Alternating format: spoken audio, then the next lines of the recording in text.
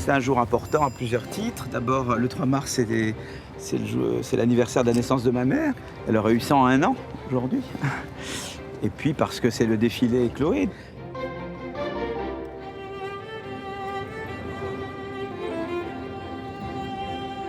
Ce qui est extraordinaire, c'est que ma mère n'a jamais eu aucune reconnaissance de son vivant. Elle savait ce qu'elle valait, quoi. Et elle se disait, les gens intelligents savent ce que j'ai fait. Les cons, tant pis. Ce qui la rendait heureuse, c'est qu'on parle de Chloé. Ce qui la rendait heureuse, c'est que Chloé continue à exister, à vibrer, à rester moderne, à rester joyful. Et c'est ça qui comptait le plus pour elle. Je suis avec... Ah oui, voilà. C'est très bien. Bonjour. Oui, ah, Catherine. Oh, écoutez, merci pour tout, alors. C'est gentil de m'avoir... Au revoir, madame. Au revoir. C'est toujours un moment très émouvant, le défilé, parce que c'est beaucoup d'innovation, mais quand même avec quelque chose de l'esprit initial. En fait, justement, innover, c'est être fidèle à l'esprit initial, ce que ma mère voulait mettre un peu dans Chloé.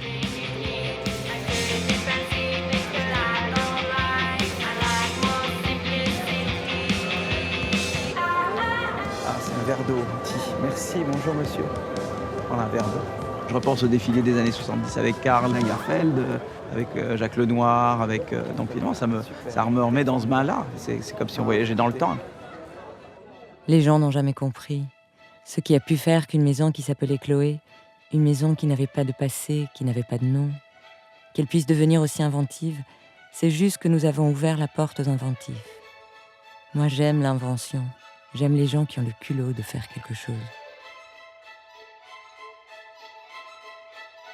Le sens de la fluidité, du mouvement, c'était son truc à elle. Ça a vraiment influencé les vestiaires d'aujourd'hui, je crois. Chloé, c'est l'essence de la liberté. Une époque d'élégance, mais de liberté au même moment. L'esprit, c'est de dire c'est une femme libérée. Ça habille une femme qui est elle-même, quoi, qui ne cherche pas à plaire à son mari, qui cherche à être bien dans sa peau. Elle a été pionnière dans le travail des femmes de cette époque. Il n'y avait pas beaucoup de femmes qui gagnaient leur vie toutes seules comme elle. Il n'y en avait pas beaucoup, mais il y en avait même très très très peu. Elle a, à l'évidence, marqué son temps en tant que femme immigrée innovante dans le domaine du prêt-à-porter de luxe. Et elle a été pratiquement oubliée.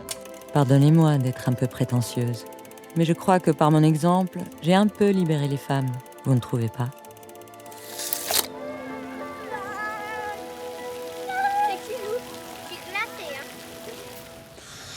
Et ça, c'était vraiment l'uniforme de Gaby. On est sur le chemisier, on a le col de chemise, même les petites poches un peu workwear, mais avec la petite touche de broderie anglaise. Ça, j'adore. Ça, pour moi, c'est typiquement, on va dire, du flou. Elle n'a aucune forme quand on la met sur un cintre, quand on la met à plat. C'est qu'avec le corps humain qu'elle prend sa forme et sa structure. Ce que j'adore, c'est le mouvement. Parce que justement, comme il n'y a pas de doublure dedans, ça peut bouger d'une manière totalement libre. Mais Gaby, très pratique. Du coup, on a des poches. Ça, c'est du Chloé. En tout cas, c'est du Gaby à Lyon. Je la revois encore avec juste son maillot de bain en dessous et je la revois enlever ses robes pour aller nager. Elle rentrait dans l'eau où elle se sentait comme un poisson. Je la revois dans son élément méditerranéen et à la mer.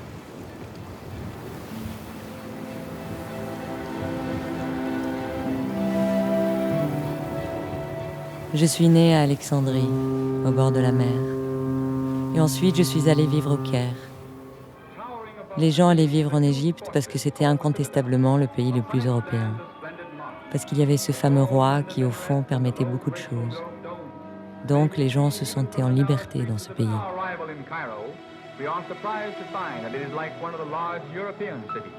On avait une vie merveilleuse.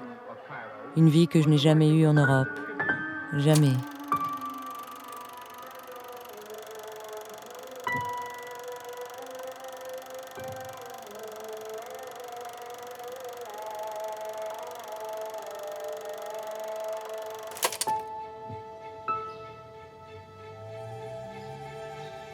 Là, en fait, c'est un panneau avec des tableaux de ma mère et de mon père, du temps d'Égypte. Donc ça, c'est quand ils ont entre 19 et 22 ans, peut-être. Dans le désert, ça c'est la fameuse plage d'Agami, qui est la plage d'Alexandrie, dont ma mère a toujours beaucoup parlé. Ils avaient mis des photos dans un cadre, et c'était chez Chloé, et Ricardo me l'a restitué. Voilà. C'était un beau cadeau, il m'a dit c'est une surprise pour toi. Il s'est arrivé un jour au bureau, puis j'ai vu ça. Moi j'adore être dans mon bureau puis voir ça. C'est quand même formidable. Hein. Ouais. Une femme très sportive, ma mère. Déjà, on voit l'émancipation, une femme très libre, très déterminée, tu vois, très comme ça, voilà, voulant. Ça montre pas mal la personnalité de ma maman. Ils se prennent pas au sérieux, du tout. Elle est très naturelle, elle est très libre, et on la voit bondir.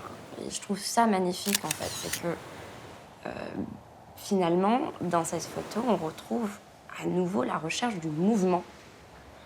Et un mouvement très libre. L'Égypte m'a marquée profondément. Je suis née là-bas et je tiens à dire souvent que les couleurs que j'ai dans les yeux sont des couleurs qui viennent d'Égypte.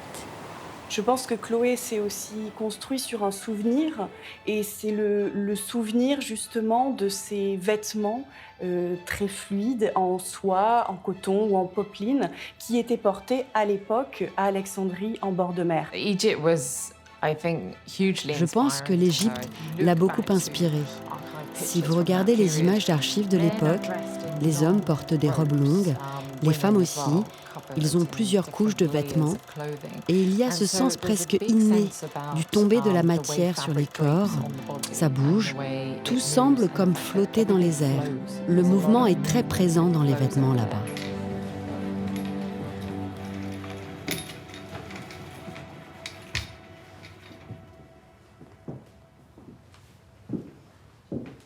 On a une robe de jour qui est en crêpe de soie. Et ce qu'elle a de spécifique, cette petite robe, c'est qu'elle a un dos nu avec un col-cap flottant. Donc vraiment cet esprit typique du flou qui rajoute comme ça une touche sensuelle, mais loin de toute vulgarité en fait. Et ça, c'est un goût certain qui vient de Gaby pour les dos nus. Si on regarde bien, en fait, vous voyez que toutes les bordures de cette robe sont arrêtées par un petit picot.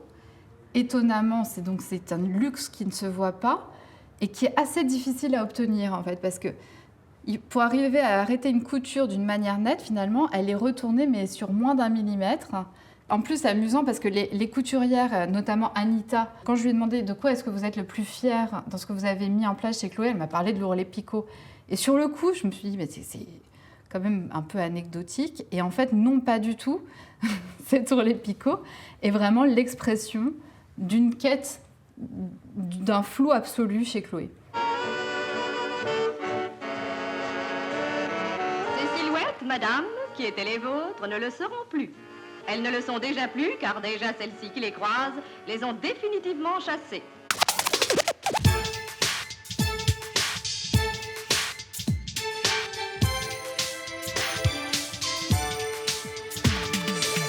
Mes parents sont venus en France dès la fin de la guerre, dès 1945. Ils ne voulaient pas vivre là-bas, ils ne voulaient plus mener la vie de coloniaux. Tout ce qui les excitait, à l'époque, était à Paris. Politiquement, philosophiquement, artistiquement, c'était à Paris. On a été dans le mouvement surréaliste en Égypte, on veut retourner aux racines, quoi. Nous allons voir un film sur Saint-Germain-des-Prés. Sera-t-il un documentaire réaliste, comme ceux qui racontent la fabrication des cure-dents dans la Corrèze, ou un kaléidoscope d'avant-garde? Qui vivra verra. Je vous dis tout de suite que les premières années que j'ai passées en France, je n'étais pas heureuse du tout. Ça me plaisait pas du tout. La femme française n'avait aucune liberté. J'étais ahurie. Je me disais, mais comment? En Égypte, nous avons des comptes en banque. En Égypte, nous sommes reconnus, nous les femmes.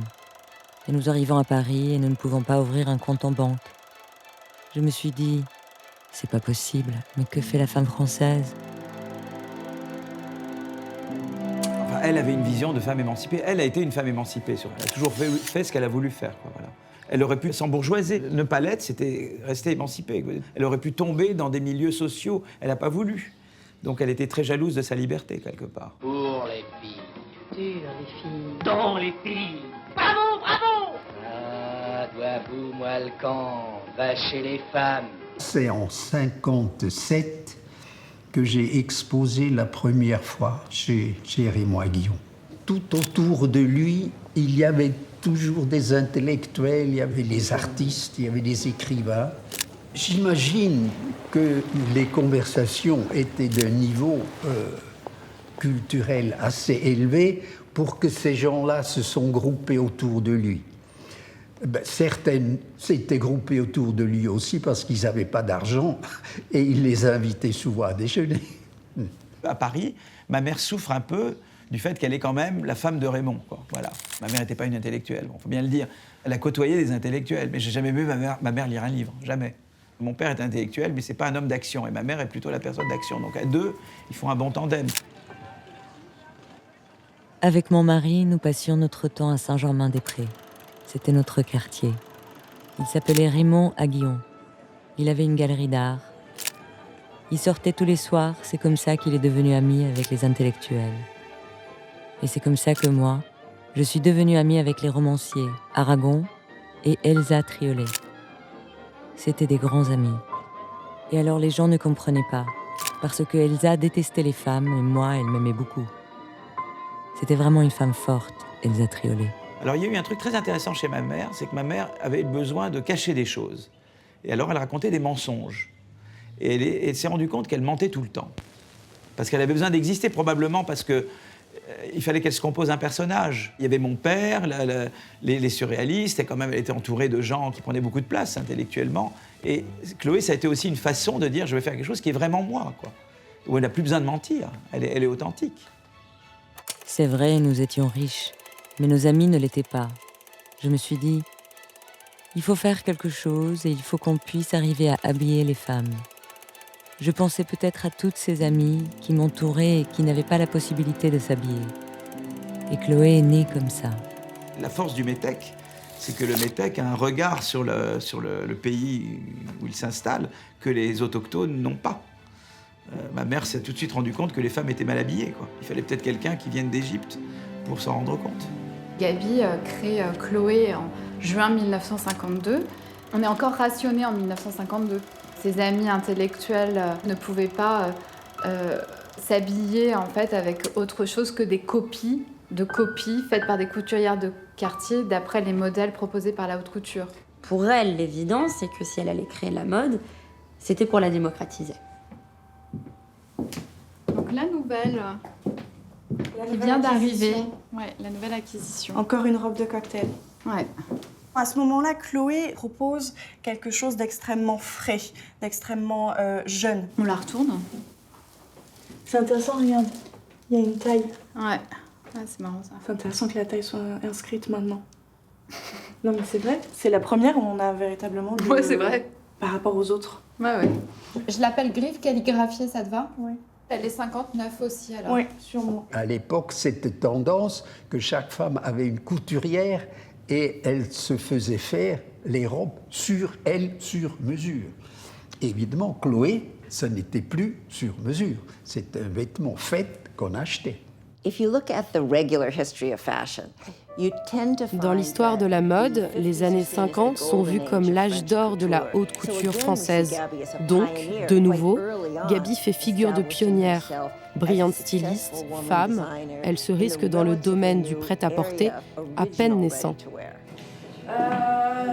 descendrai la taille. Ouais, c'est ce que j'allais dire. Moi, je crois que la taille est un peu haute pour elle. Est-ce que tu veux couper là et ajouter un peu de calico? D'accord. Et descendre la jupe? Non, moi, je croyais que c'était le dos que tu bascules. Ah non, je descends tout en parallèle. D'accord. Et même aussi dans le dos. Sauf qu'au milieu dos, je suis coincée avec le zip. Soit je donne un coup de ciseau dans le zip. Oui. On pense toujours à la femme qui portera le vêtement, à son confort.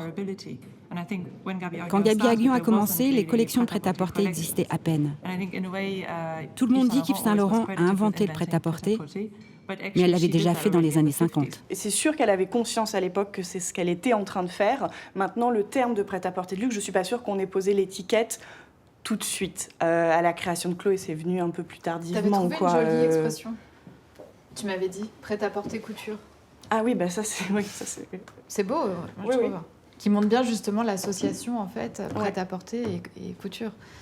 Bah, c'est le qui nous paraît complètement... Ouais, c'est ça. Il fallait pas que je le dise. Non, mais si, tu peux le dire. Un entre-deux était possible. On peut créer quelque chose entre le prêt-à-porter et la couture. Quelque chose est possible. Et ça, c'est vraiment la force de Gaby Haguillon et c'est ce qui fait que pour moi, elle est créatrice du prêt-à-porter de luxe. Avant, on le disait de manière beaucoup plus nuancée. Maintenant que Camille a fait tout ce travail en fait, de fond, de recherche pour sa thèse, on va pouvoir l'affirmer de manière beaucoup plus autoritaire. D'un côté, il y a la confection, d'un côté, il y a la couture. Tous les deux créent des choses où et la confection essaie de s'améliorer et la couture essaie de prêt-à-porter. Mais il n'y a personne qui arrive à joindre en fait aussi bien la créativité, la finition et la modernité. Voilà, c'est ça que je veux dire en fait.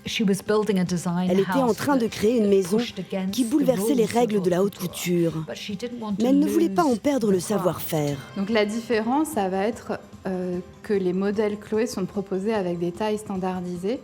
Dans les années 60, les employés étaient mis à la porte des maisons de haute couture s'ils osaient détourner les codes. C'était vu comme de la désobéissance, comme une transgression. Elle est super. Bravo, Bayram. Bravo à vous les autres aussi. Ouais, les jeunes qui ont participé, c'est bien. Et les vieilles aussi, tous les vieux.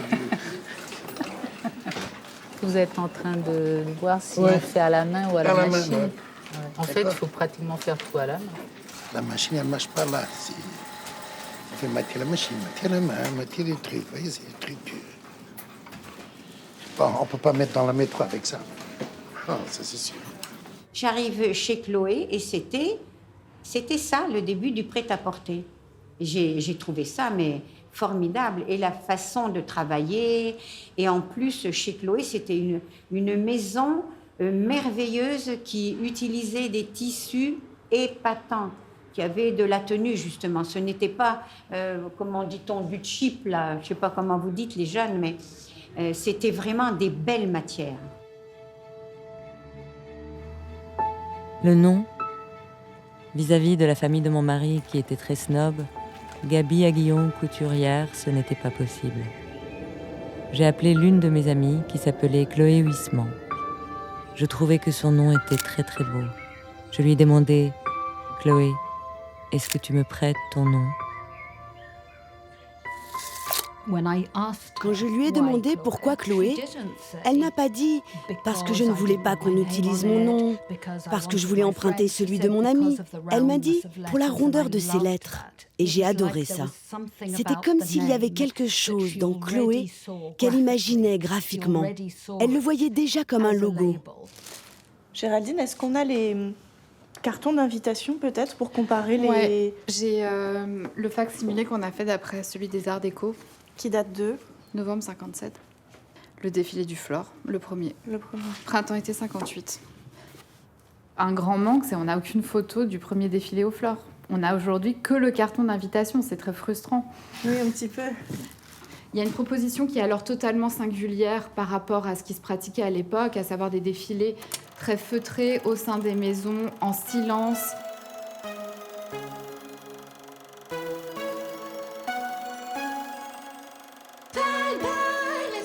Le fait de faire défiler des mannequins dans un café, c'est vraiment Chloé et Gaby Haguillon qui est initiatrice de ce principe.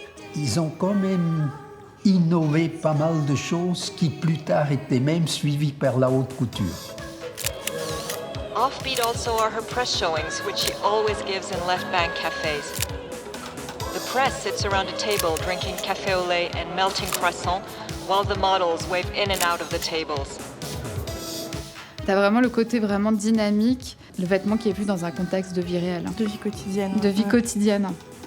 De vie quotidienne, dans les cafés, ouais, il y a vraiment un truc qui est complètement nouveau. Il est très moderne, c'est ça, c'est... Elle a vraiment inventé, là.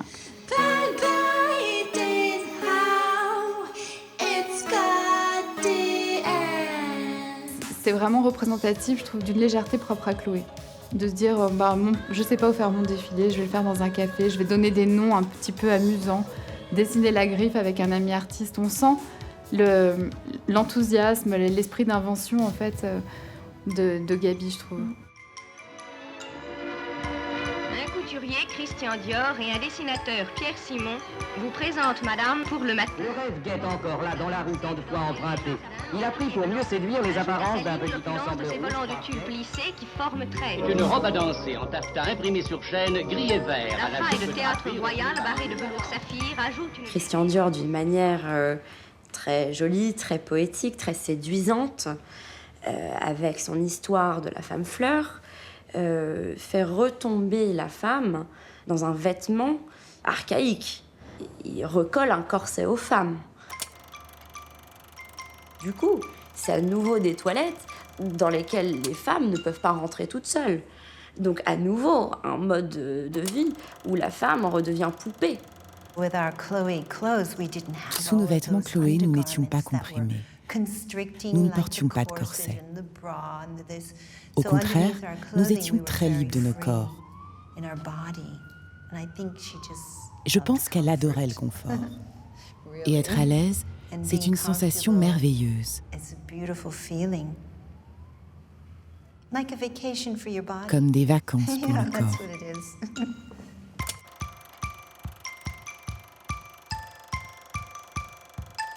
Gaby a toujours voulu donner des noms au modèle Chloé, avec, selon ses propres mots, un mélange de côté pratique et d'intellectualisme. Et le nom de cette robe est très signifiant puisque son nom est Flou-Flou.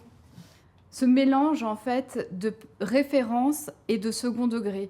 C'est-à-dire qu'on a quelque chose de flou-flou, donc qui est explicite, qui est comme une espèce de manifeste du flou. Et Gaby a un mot qui lui était très cher, c'est le mot désinvolte.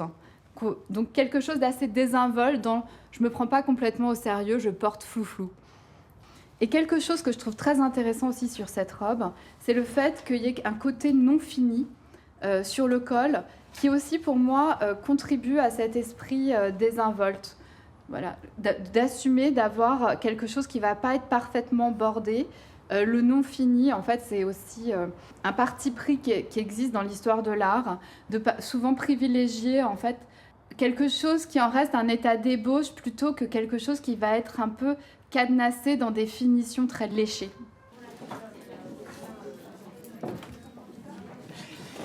En fait, elle était chouette. J'ai l'impression qu'elle avait l'air assez cool avec du fait d'aller, de se dire « Ah tiens, j'ai envie de me faire des chouettes vêtements. » de les partager avec mes amis. En fait, elle a reconnu au départ qu'elle n'était pas ultra calée pour ça, elle avait des envies, et puis après elle a demandé à d'autres de l'aider. Ouais, c'est un peu le partage avant l'heure, en fait, je pense. C'est assez généreux de se dire, tiens, mais je pense qu'on va bien s'amuser. Il faut qu'il y ait le plaisir. Ça, la notion de plaisir, elle est... et elle avait ça, je pense. Donc, moi, je trouve ça bien. J'aime ça, l'enthousiasme.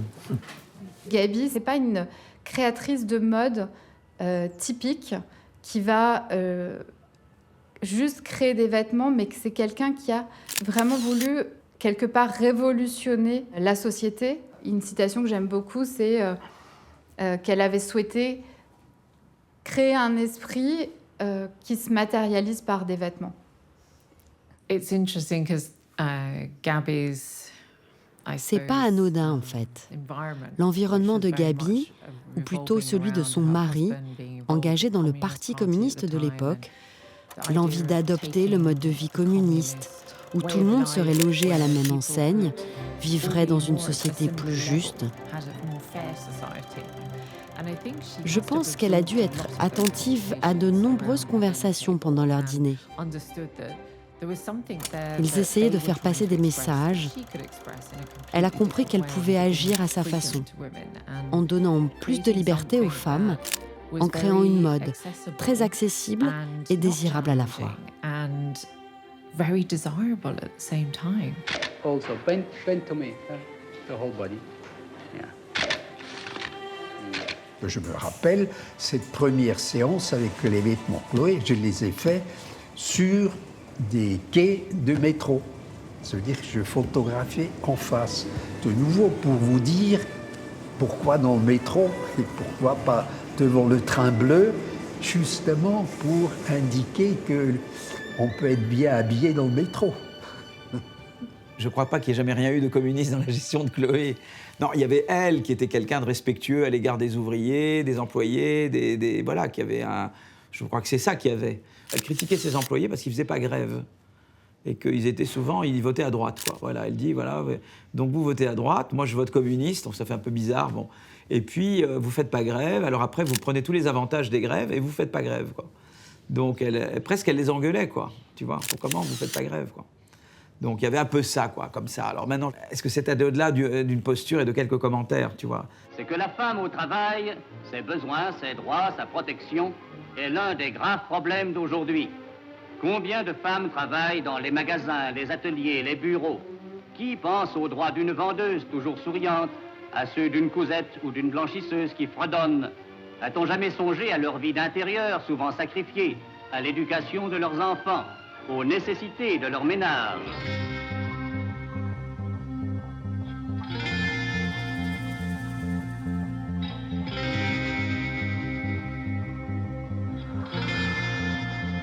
C'était une très bonne maison, mais comment dire, il y avait toujours Monsieur Lenoir qui rôdait, qui regardait, vous voyez. Donc, on s'arrêtait très peu. Bon, Jacques Lenoir est quelqu'un qu'elle rencontre, que mes parents rencontrent par des amis d'amis, je ne sais plus qui les a présentés. Et voilà, Lenoir était un homme très beau, ténébreux, voilà, comme ça, qui avait fait la résistance. Après la guerre, il ne fait pas grand-chose, il est assez oisif lui-même. Et ma mère, qui commence à faire Chloé, finalement, lui met la main à la pâte, lui dit bah, « écoute, je vais te faire travailler ». Et donc, elle met Lenoir au travail, quoi. Mais Lenoir, tout d'un coup, s'avère être un très bon gestionnaire. Monsieur Lenoir, qui était le directeur commercial, il était très fort aussi. C'est quand même lui qui a développé l'affaire. C'est-à-dire que ma mère, c'est le côté plutôt artistique, et le côté commercial, c'est beaucoup Lenoir. En 1954, Raymond décide de partir en Italie pour s'occuper de cinéma. Et moi, j'étais accrochée à cette foutue affaire qui me plaisait beaucoup. C'était mon truc à moi. Donc j'ai appelé Jacques et c'est lui qui a continué, qui a fait prospérer Chloé pendant que j'étais en Italie. Quand elle part en Italie, elle laisse l'affaire à Lenoir quelque part, tu vois. Et je ne connais jamais... Les termes de cette transaction, je ne les connais pas. En 1956, ce que je sais, c'est qu'elle voulait récupérer des parts et Lenoir a consenti à lui donner 10-15%, mais c'est venu au forceps, ça je le sais. Au début, il voulait tout garder, quoi. Comment comprendre qu'elle ait lâché l'affaire? Elle donne à son amant. Donc Lenoir est un autre homme de sa vie, quoi. Il y a mon père, mais il y a quand même Lenoir dans l'affaire.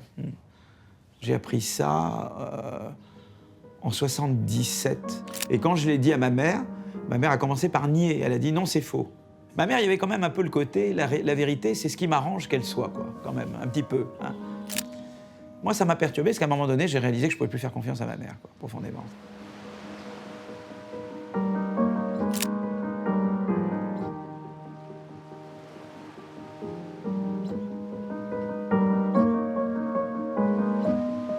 Pendant plusieurs années, je faisais tout toute seule, mais j'ai jamais dessiné, voilà.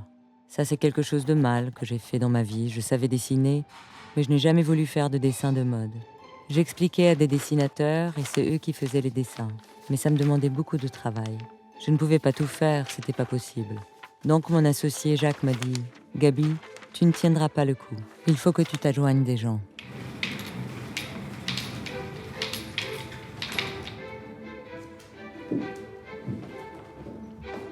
Gabi s'entoure de jeunes stylistes et va en fait créer un petit studio de création dont elle va assurer la direction artistique.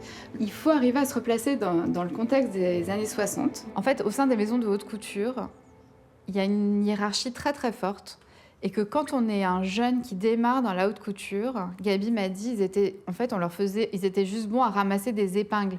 Ça veut dire que en fait, c'était très difficile d'arriver à un terrain d'expression créative au sein d'une maison de haute couture Et à contrario, elle a ouvert les portes de Chloé avec un grand respect, une grande ouverture à la créativité des jeunes talents qui poussaient sa porte. Elle était à son projet, elle le vivait. Et c'est ce monde collaboratif, bohème, qu'elle appréciait par-dessus tout. Elle vivait son expérience pleinement, une expérience nécessairement collaborative et expérimentale.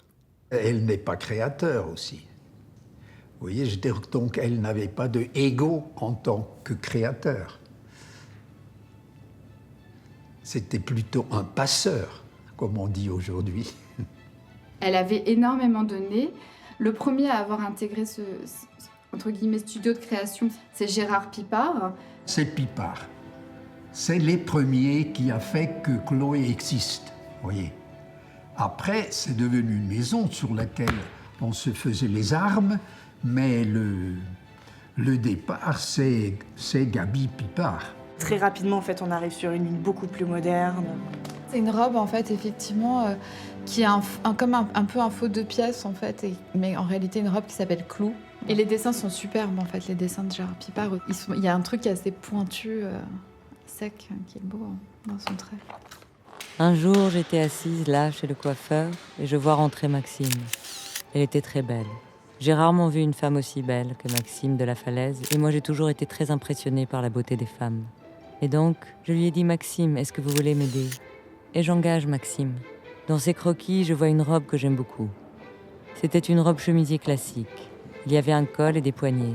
Tout d'un coup, elle me fait ça, en doublure. J'ai dit « Ah non, ça c'est dégueulasse, c'est pas possible. Il faut trouver autre chose. » Elle me dit « Ne te fâche pas, je vais trouver. » Elle courait partout. Elle est revenue, elle avait trouvé un tissu de cravate d'homme à petits motifs. Elle me dit « Qu'est-ce que tu penses de ça ?» J'ai dit « Maxime, c'est génial. » Alors voici la robe en brun, qui malheureusement n'est pas la robe originale parce qu'on n'a jamais réussi à la retrouver. En fait, je pense que c'est des robes qui ont tellement intégré un vestiaire de quotidien qu'elles ont toutes été usées par leurs propriétaires. C'est une robe chemise dont on a du mal aujourd'hui à percevoir la modernité, tellement ce type de modèle a intégré les garde-robes de milliers de femmes.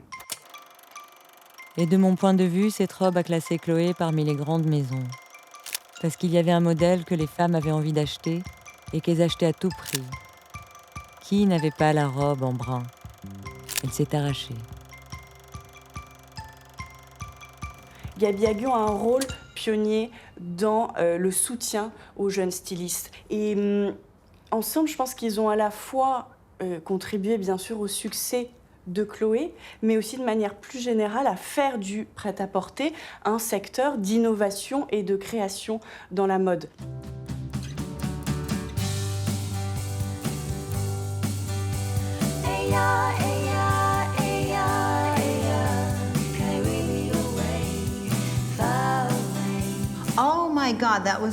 Oh mon Dieu, c'est l'un de mes défilés préférés. J'avais le droit de danser. Et danser, pour moi, c'est comme ouvrir mon cœur à tout le monde. En 1963, Karl rejoint la maison Chloé.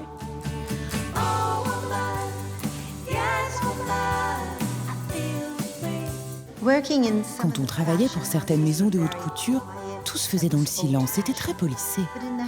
Mais dans la maison de Karl, on riait, on gloussait, on dessinait sur les feuilles des autres, on s'écrivait des petits mots pour rire et Gaby entrait et disait « Attendez une minute, vous ne travaillez pas ? Allez, arrêtez vos enfantillages !» Et on était du genre « Oups !» Gaby adorait ça. Elle aimait tout ce qui était vivant. Heureuse de faire partie d'une belle aventure. Les moments d'énergie créative les plus forts qu'elle ait pu avoir, c'était toujours quand elle était entourée d'autres esprits créatifs. Et il n'y a eu aucune fusion qui ait pu se comparer à celle qu'elle a eue avec Karl. Très vite, elle s'est rendue compte que, en fait, il n'était pas nécessaire de faire appel à plusieurs stylistes parce que là où les autres apportaient 5 croquis, Karl en apportait 50. Peut-être qu'il était plus fort, et il était le plus fort, à mon avis. Ce n'est pas du parti pris, je crois que c'était quand même... Karl était un grand créateur. Il avait un coup de crayon, je vous dis pas, hein, vraiment. Quand j'ai embauché Karl, il avait à peine 30 ans. C'était quelqu'un d'un peu gauche, un peu pâteau. Et elle n'était pas sûre qu'elle voulait garder Lagerfeld au début. Et je crois que Lenoir l'a poussée à garder Lagerfeld au départ. Et puis finalement, ça s'est très bien passé. Ils ont fait des grandes choses ensemble. Mais c'était pas immédiatement. Ma mère elle avait toujours un préjugé, le mauvais goût allemand. C'est un résistant qui a aidé à convaincre une femme juive à prendre dans son équipe un Allemand. Et ce qui est beau pour moi, c'est même pas ce fait-là, c'est le fait que Gabi n'ait jamais remarqué cet aspect-là de l'histoire. C'est extraordinaire qu'une femme juive en 1900 et quelques, après-guerre, ait engagé un Allemand. Je veux dire que c'est la preuve d'une ouverture d'esprit incroyable. Elle s'est inclinée devant son talent. C'est vous qui décidez de tout?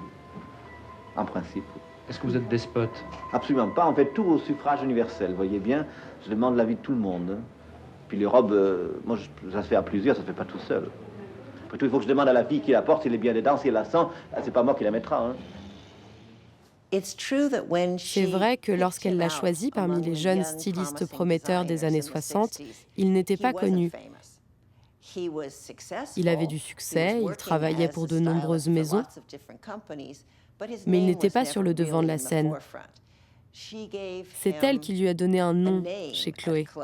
Et c'est vrai qu'historiquement, elle a joué un rôle très important. Il n'y a pas un seul livre sur Chloé où on n'explique pas l'importance qu'a eu ma mère et Chloé dans ce qui a fait Karl Lagerfeld. Quoi. Madame Aguillon hat anhand ihrer Entwürfe die wichtigsten Trends einmal zusammengestellt. Karl Lagerfeld et nous, Maison Chloé, nous sommes rencontrés il y a une Karl quinzaine Lagerfeld d'années. und Chloé. Wir kennen uns seit 15 Jahren. Man könnte beinahe von einer alten Ehe sprechen. Elle l'a vraiment canalisé, parce qu'il fallait le canaliser, car il partait un peu dans tous les sens. Elle a canalisé, elle a poussé, enfin voilà. Et lui, après, a pris la vague des années 70 qu'il a apportée. Et on a dit Warhol et tout ça, quoi, qu'il a apporté à Chloé, quoi, finalement. Et ça a été formidable.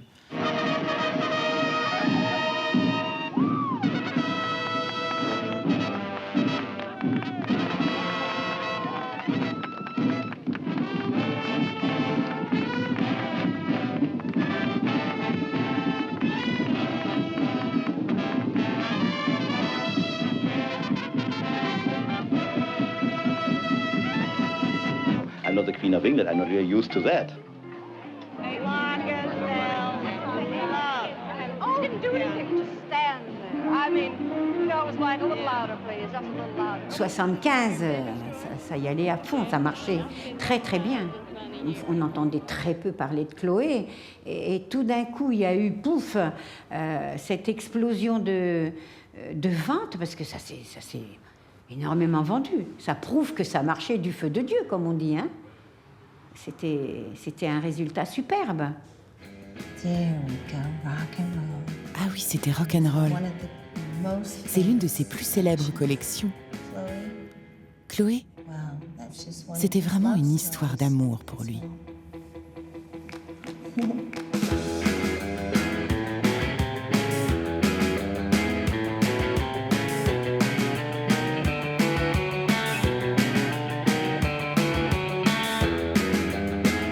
Là, on a une broderie en fait d'un violon.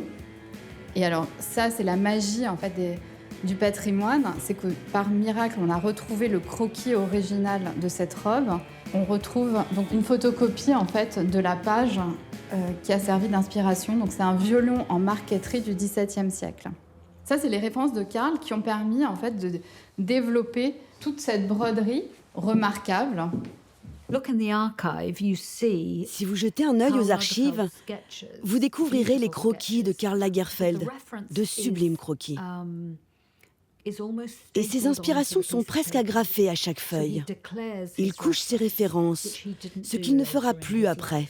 Et je pense que c'est un indice de la façon dont il communiquait et de ce qu'il partageait. Lagerfeld has always been a chameleon in terms of his style. Lagerfeld a toujours été un caméléon en termes de style. Vous savez, il disait « Je suis mademoiselle Chloé, mademoiselle Fendi, mademoiselle Chanel ». Mais je pense que ce qu'il a fait chez Chloé, s'est distingué par sa délicatesse et sa féminité. C'était très flou, très poétique. Ce n'était pas agressif comme chez certains autres créateurs. C'était quelque chose de presque immatériel, comme le rêve d'une femme.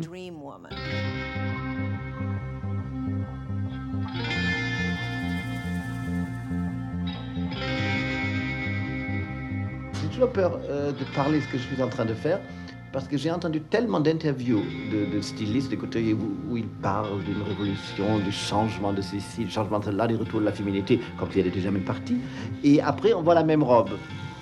Et les gens qui ont toujours le même style, peut-être que c'est leur style, je trouve ça la chose la plus desséchante et la plus ennuyeuse de la Terre. Karl Lagerfeld, alors qu'il est encore chez Chloé, ça vous inspire, Natacha Ramsey-Levy? Oui, c'est génial. Il est incroyable parce que on pourrait dire tout à fait le contraire. Marguerite Duras, elle a un uniforme et elle est géniale. Donc, Je suppose que quand on devient directrice artistique d'une maison comme celle-ci, on pense à celle qui l'a fondée. Elle est là, non? Oui, absolument. Je m'inscris dans l'héritage de la maison, donc c'est Gaby et Karl Lagerfeld et Phoebe Philo. Enfin voilà, chacun des designers ont écrit les différents chapitres de cette maison.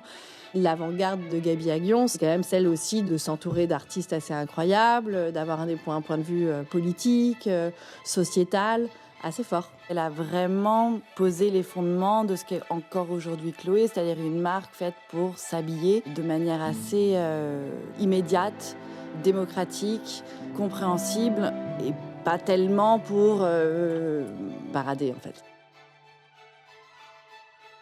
Là, on a une très belle photo de Pat, de ce défilé de 1975 printemps-été. Et d'ailleurs, je viens de remarquer un détail très amusant que j'avais jamais remarqué. On a Gaby ici. Le choix de s'effacer. Gaby n'a jamais pris le devant de la scène. Et à un moment, on arrive dans une époque où le créateur devient une star au même titre qu'une rockstar. Donc pour elle, c'est normal que Chloé vit avec ce phénomène-là et donc que Karl prenne la lumière. Gaby n'a jamais voulu être filmée.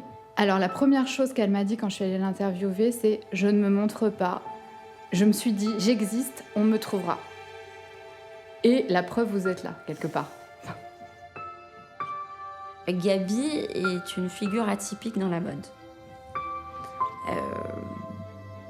On me demande toujours, donc est-ce qu'elle a dessiné? Est-ce qu'elle était styliste? Est-ce qu'elle était directrice artistique? Est-ce qu'elle était présidente? Est-ce qu'on pourrait la comparer à un président? Bref, à quel rôle est-ce qu'on pourrait la comparer aujourd'hui? En réalité, elle portait plusieurs casquettes. Il y a des gens qui savent stimuler les autres.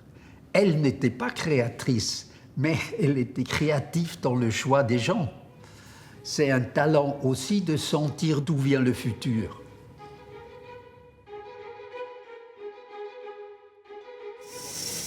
Gorgeous, yes, beautiful. Congratulations, it's absolutely spectacular. The colors were marvelous. This week is the culmination of half a year's work. One of the men who, twice a year, for spring and fall, either imposes change or keeps half a step ahead of it. The debate is not worth pursuing. Je crois que c'était en 83. Lenoir et ma mère décident de vendre Chloé et ils sont approchés par Biederman.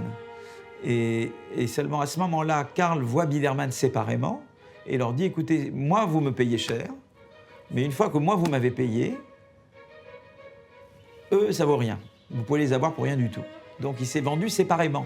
Parce qu'il a dit finalement, Chloé, c'est moi. Et donc, sans moi, Chloé, il n'y a pas grand-chose. Et donc, Biederman a fait ça, quoi. Il a fait un espèce de contrat avec Karl. Et ensuite, il est allé voir ma mère et Lenoir en disant « J'ai déjà conclu séparément avec Karl, donc moi, vous... Et Lenoir était prêt à faire l'affaire. Lenoir était tellement déprimé du départ de Karl que Lenoir était prêt à dire oui. Et c'est ma mère qui a dit « On my dead body ». Ça ne se passera pas, quoi. Karl était un employé, pas un associé. Avec Jacques Lenoir, on s'est demandé à un moment si on devait l'intégrer dans la société. Puis on l'a pas fait. Ma mère et Lenoir ont dû lui donner une place plus importante. La marque Chloé, c'était autant lui qu'eux, quoi. Donc c'était légitime qu'il soit vraiment plus qu'employé, quoi, que mes partenaires. Ça se comprend. Moi, je trouve que c'est très légitime. Dans cette affaire, je pense qu'il a raison. Moi, je suis assez pro Lagerfeld dans l'affaire. Pas pro Lenoir, ma mère.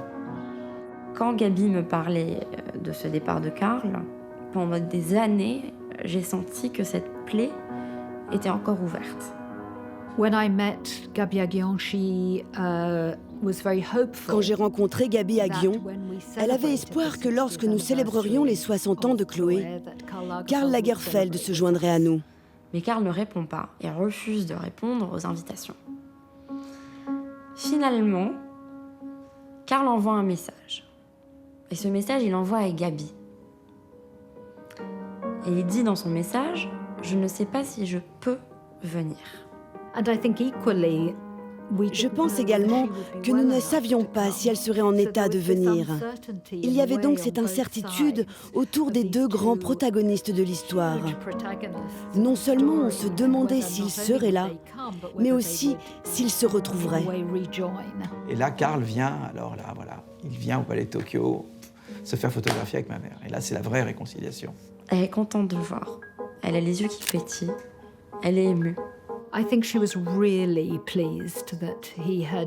Je pense qu'elle était profondément touchée qu'il ne l'ait pas oubliée, qu'il soit venu lui présenter ses hommages, parce que c'était vraiment sa soirée à elle. Vous savez, aujourd'hui, la différence entre le haute couture et le prêt-à-porter n'est plus si grande que ça. Ça veut dire que la haute couture est démodée? Non, c'est pas que ça soit démodé, mais ça n'est plus indispensable pour être bien habillé aujourd'hui. Aujourd'hui, on peut être habillé très bien avec pas beaucoup d'argent du tout. C'est une question de goût, de choix, de style personnel aussi. Je pense qu'il a reconnu qu'elle lui avait offert une opportunité en or et que ce qu'ils avaient créé ensemble était fondamental dans sa carrière. C'est vrai, ça n'a pas été aussi lucratif que chez Chanel ou Fendi, mais ça a peut-être plus compté que ce qu'il a fait pour Fendi. Et à bien des égards, c'était peut-être plus inventif que certaines des créations qu'il a réalisées pour Chanel. Personne ne peut comprendre combien il a été long et difficile d'imposer une petite marque comme Chloé dans le monde entier. Karl m'y a aidé, c'est tout. C'est nous qui avons créé Karl. Ce n'est pas Karl qui a créé Chloé. C'était un moment de vérité. Finalement, ma mère a dit « Ben non, Chloé, ça existe même sans toi, quoi. Et je vais le prouver. » Et elle a gagné là-dessus. Puis finalement, Chloé s'est relevée. Chloé existe toujours et a continué. Donc ça montre quand même qu'elle a eu une force de caractère de ma mère, quand même.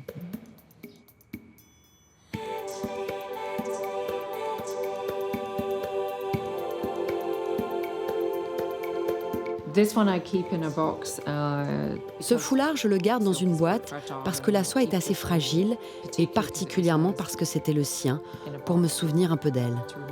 Mes blouses Chloé, je les porte tout le temps. Elles ont ce petit quelque chose que j'adore. Elles font vraiment partie de ma garde-robe. La soie, c'est tellement fantastique, à la fois sensuelle et complètement pratique. Lorsque j'étais chez Chloé, c'était la matière clé avec laquelle je travaillais. Et ce qui est fou, c'est que c'est probablement avec la soie que Gaby a commencé. Donc c'est intéressant. Je suppose que ça a commencé avec la soie et que ça s'est achevé avec la soie. Mais c'est vrai que c'est vraiment une interrogation de savoir par quelle alchimie, alors que Gaby était partie, tout ont su comprendre et interpréter à leur manière cette fluidité, ce mouvement en fait qui fait l'essence de la maison.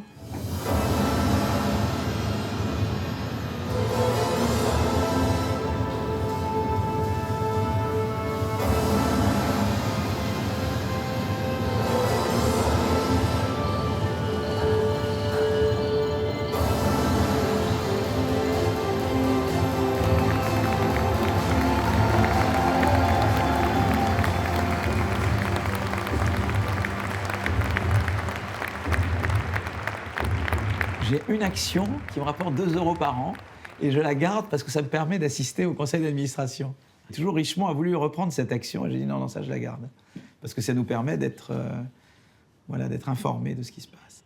Je me suis jamais vu comme un héritier voulant hériter financièrement, quoi. Là, c'est pas du tout mon truc. Chloé, ça fait que du coup, ça veut dire que c'est sympa. C'est-à-dire que je vais dans plein d'endroits, je vois le nom Chloé, je dis que tiens, c'est ma mère qui est un peu partout, quoi. Donc c'est sympa. Toujours, c'est des métèques, quoi. On est venu en France et puis voilà, il y a eu quand même une trace qui est laissée. Puis moi, ça me pousse aussi à dire, moi aussi, je dois laisser une trace, quoi. Pour elle, ce qui va faire qu'on va réussir ou qu'on va avoir une histoire quelque part, c'est la capacité à être aventureux. Elle n'a jamais cru à la destinée ou être prédestinée à quoi que ce soit. Elle a toujours cru qu'il fallait saisir les opportunités, saisir les moments, et que chacun était capable de construire son histoire. Quand on y pense, certains des autres grands créateurs qui ont lancé leur marque au même moment qu'elle, dans les années 50, ont aujourd'hui des maisons gigantesques, tentaculaires. Les fondateurs de ces maisons, Dior, Chanel et Saint-Laurent, sont devenus les icônes de l'industrie. Gaby était leur contemporaine, mais elle a choisi un chemin différent. Elle était singulière, et si elle est reconnue aujourd'hui, ça montre bien qu'on peut choisir sa propre route et trouver un moyen différent de réaliser ses rêves. Un optimisme à la Gramsci, quoi. C'est pas l'optimiste qui pense que tout va lui arriver, c'est l'optimiste qui sait qu'il va devoir affronter des vents contraires, mais on va s'en sortir, on va trouver les forces, les ressources, et on va les mobiliser, et on va y arriver. Et ça, c'est vraiment profond en moi. Et je crois beaucoup dans ça comme modèle de société. Je crois beaucoup que l'optimisme de combat, c'est quelque chose qui vous mène très loin. Beaucoup de gens pensaient que j'étais folle, que j'allais me casser la gueule à tout bout de champ.